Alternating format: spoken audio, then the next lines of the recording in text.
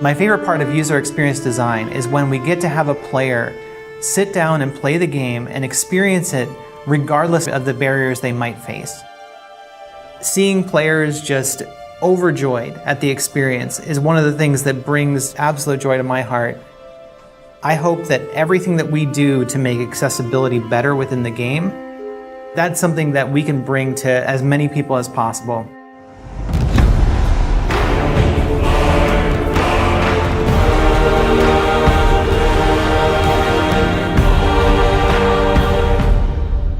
I'm Mila Pavlin, and I'm the lead UX designer on God of War Ragnarok. My name is Sam Chaffel. I'm the associate UX accessibility designer. My name is Xuanyi Zhou. I'm a rendering programmer. Hi, I'm Kate Marlin, senior producer of the gameplay team.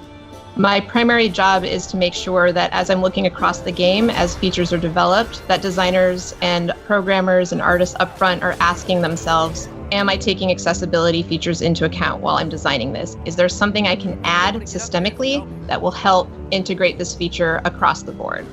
My job is to hook up everything and implement the accessibility features on the rendering side so that the designers are able to implement the features into the game. Great! I'll head across for a better look.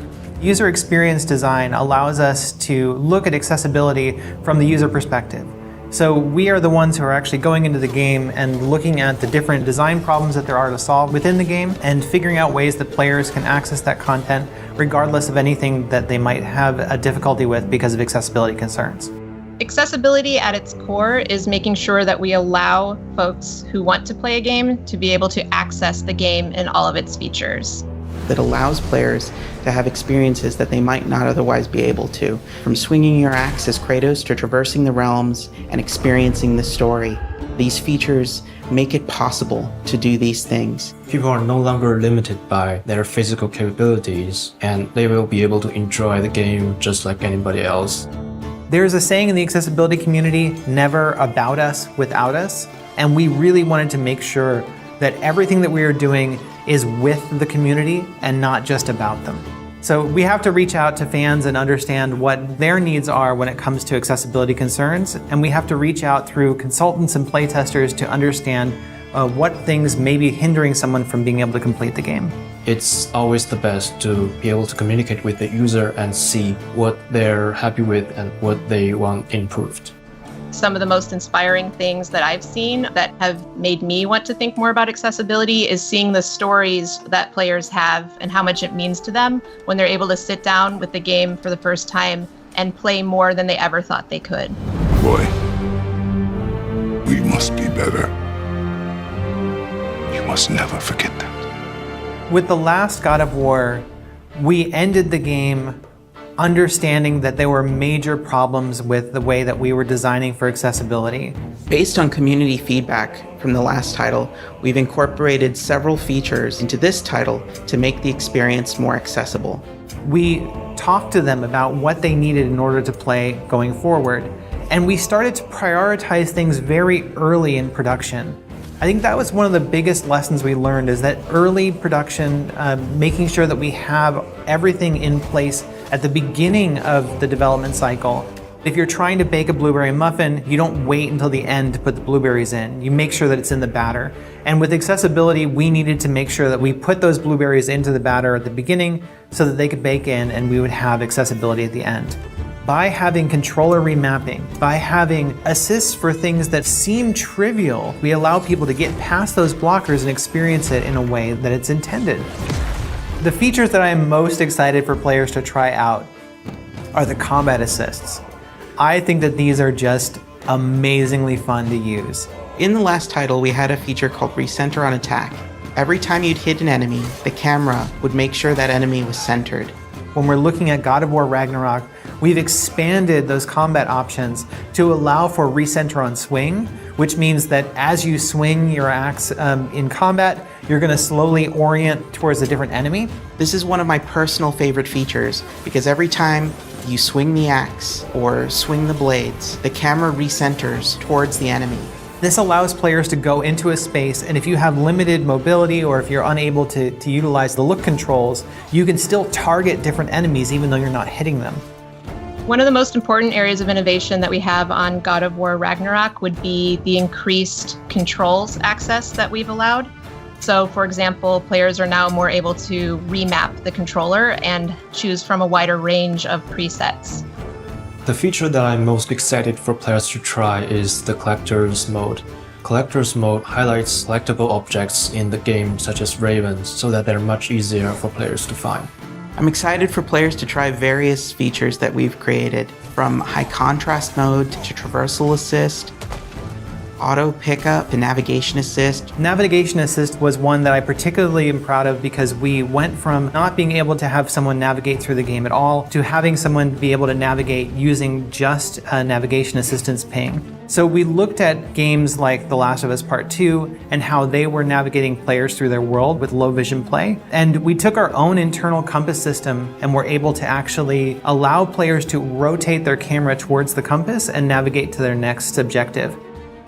Other features to look out for would be subtitle customization. So, for example, you can color the subtitle differently from the speaker, and you can even have the speaker name show up or turn that off if you don't like to see that speaker name in front of there. You can set a background for the captions. So when you're seeing the text, if you need more contrast behind the text, that's an option that's added in there. Another cool, exciting feature that we added was directional indicators to our captions and subtitles. So wherever a noise caption is coming from, the arrow will be pointing to it.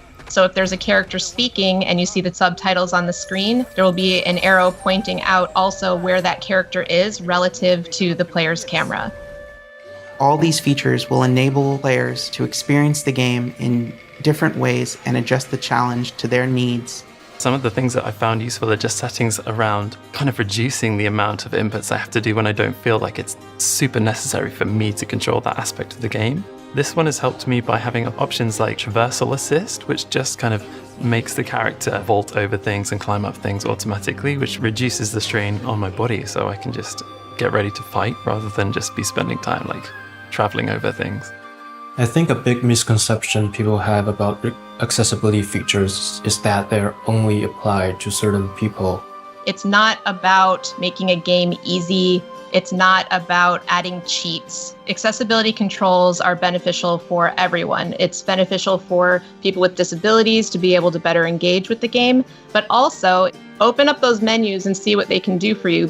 People think accessibility means easy mode, and it is absolutely not about easy mode. If someone is unable to use their hand, for example, it doesn't mean that they want a lower difficulty. They just need it to be able to set the controls in a way that allows them to use the controls differently.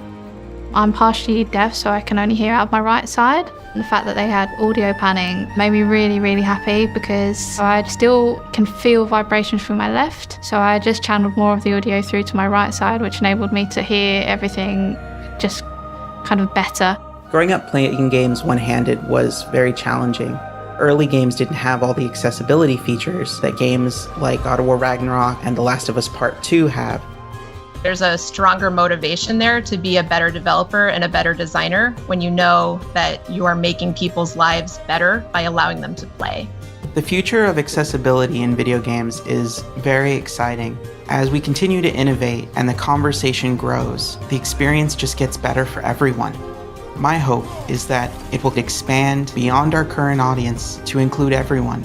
The more every studio takes in information about what can make accessibility better, the more we can inspire each other and the better we can make all of our games more accessible.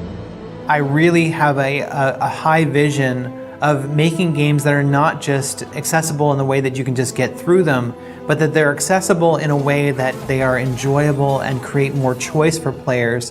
When we look at the way that the industry is turning, we're moving away from this idea of let's just get the player through the game and more into how can we make an accessible game the most enjoyable experience, and how can we integrate these things into our games at a core level so that every player has access to those things. And as we expand that, I think that we're going to see an industry that is not only more accessible but is more enjoyable overall.